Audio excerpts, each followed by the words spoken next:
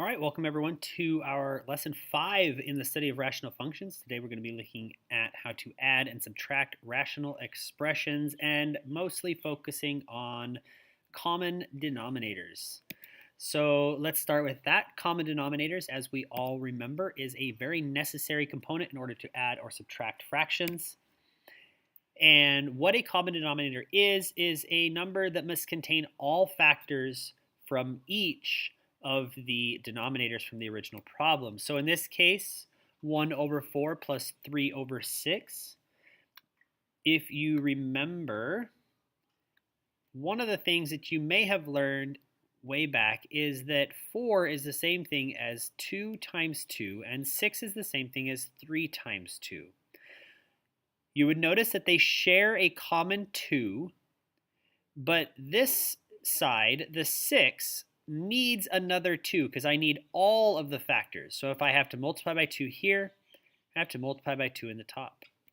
The left fraction doesn't have a 3, so I have to add on a 3. And now you see that both denominators have a 3 and 2 2's. So in other words, the common denominator here is going to be 12 because 3 times 2 times 2 is 12. So for 4 and 6, the common denominator is 12, and it comes from factoring essentially and adding the factors or multiplying the factors that need to be in both. Okay, we're not simplifying this problem, we're just looking at common denominators here. So if we look at another example, in the left fraction, I have 1 over x. X cannot be factored, but on the left or on the right-hand fraction, I have 2 times x times x. Well, the left fraction doesn't have a 2, so I have to multiply in a 2, but I have to do it to the top. And the left fraction only has one x, where the right fraction has 2 x's, so I need to multiply in another x. So here, our common denominator is going to be 2x squared, using the idea of common factors, or containing all factors from each denominator. All right, so those are some pretty simple ones, I think. If we were to look at a little bit more complicated, not too much outside of what we can do here, we have this fraction. This fraction looks like it has factors like our polynomials in the past, our denominators. This factor on the left is x plus 3, and the factor on the right is x minus 2. Notice that the one on the left needs a factor of x minus 2.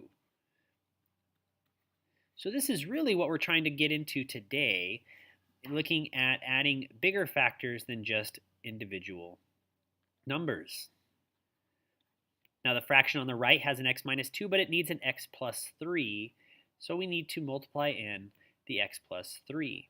So notice this right here, the x minus 2 times x plus 3 is our denominator. This is our common denominator. So in this case, it would be x minus 2 times x plus 3 gets me x squared plus x minus 6.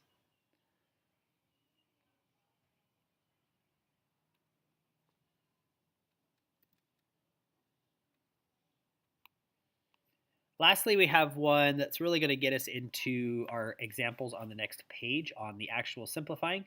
If we were to factor the left denominator, we know that x squared plus x minus 6 becomes x plus 3 and x minus 2. Notice the one on the right-hand side, both fractions have x minus 2 in them. However, the fraction on the right needs an x plus 3. So I need to multiply in x plus 3.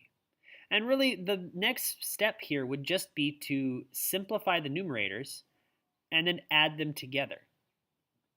Remember, when we add fractions together, we keep the same denominator. 1/2 plus 3/2 is equal to 4 halves. The denominator stays the same. The numerator is what we add. All right, so if I was to finish this, the denominator here, the common denominator, would be that x squared plus x minus 6. So let's go ahead and look at a more complicated example. It's actually the example we just did right there. So this one is going to be, we already know that this is x. Actually, I'm going to write it as equal. I'm going to write it as actually how we would do this problem. All right.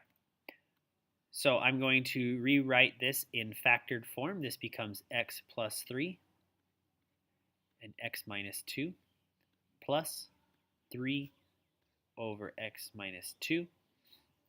They both have the x minus 2, so the one on the right needs the x plus 3. So I'm going to multiply in the x plus 3. And I'm going to start my simplifying. I have x plus 3 over x minus 2 plus. All right, so the numerator here, I have to distribute the 3. So this becomes 3x plus 9 over my new denominator of x minus 2 times x plus 3. And then I have common denominators, so now I can add the two fractions together. I get, there's no x's on the left, so plus 3x gets me a 3x. And then 1 plus 9 gets me a 10 over my denominator of x minus 2 times x plus 3. They're the same, so we're going to stay like that. That is going to be our final answer.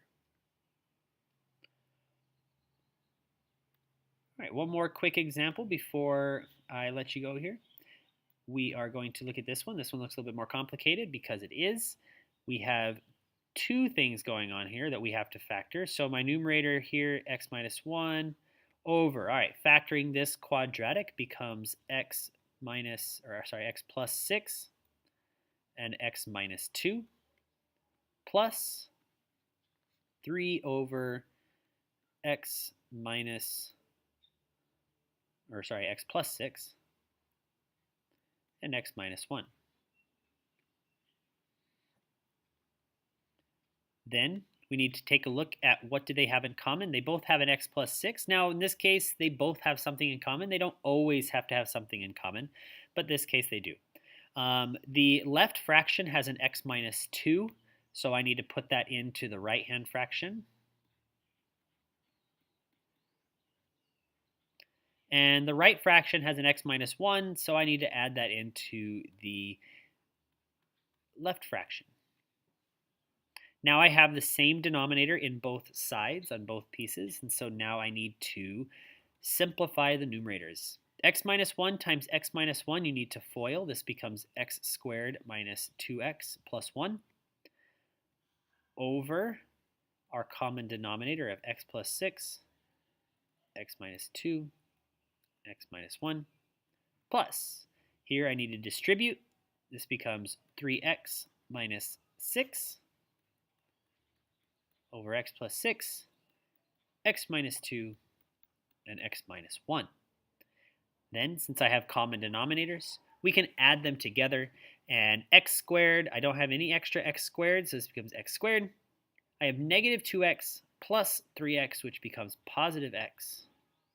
And 1 plus negative 6 is minus 5, all over our common denominators that I'm not going to multiply here. And we have our final answer. This is really what this comes down to. This is just finding the common denominators, adding them together, and then just simplifying. All right, so that is it of the video. I will leave you with this, as I always do. Hope you guys learned a little something, even if it was just on common denominators. I will see you guys next class.